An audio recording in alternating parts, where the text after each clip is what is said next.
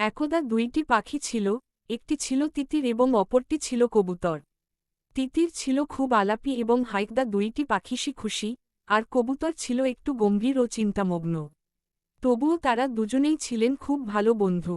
একদিন তারা উড়ে যাচ্ছিল একটি ফুলের বাগানে। তিতিরের চোখে পড়ল একটি সুন্দর ফুল, আর সে বলল, দেখো কবুতর, কত সুন্দর এই ফুল। আমাদের এখানে বসে কিছুক্ষণ বিশ্রাম করা উচিত। কবুতর পাখি বলল, আমরা এখানে কিছুক্ষণের জন্য বিশ্রাম করতে পারি, কিন্তু আমাদের বেশি সময় রাখা উচিত নয়, রাত হয়ে যাবে।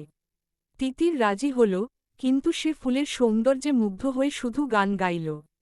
কবুতর পাখি একটু চিন্তিত ছিল, কিন্তু সে বন্ধুর আনন্দ দেখতে পেয়ে কিছুটা স্বস্তি পেল। কিছুক্ষণ পরে হঠাৎ করে আকাশে কালবৈশাখী মেঘ দেখা দিল।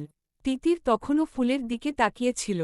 কবুতর পাখি তিতিরকে বলল, ভাইজান, আমাদের এখনই উড়ে চলে যেতে হবে।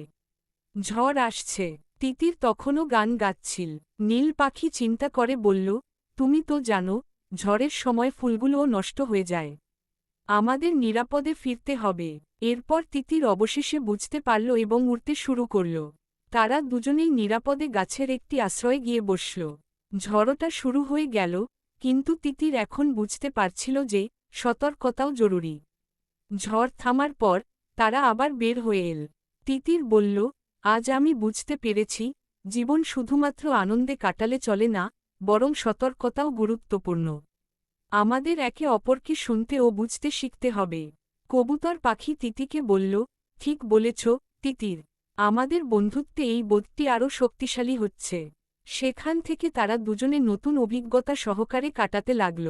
তাদের বন্ধুত্ব আরও মজবুত হল এবং তারা একে অপরের থেকে অনেক কিছু শিখল। সেই থেকে তিতিরও যত মজা হোক, সতর্ক থাকতে শিখল। সুতরাং, সতর্ক ও বন্ধুত্বের গুরুত্বের একটি সুন্দর উদাহরণ।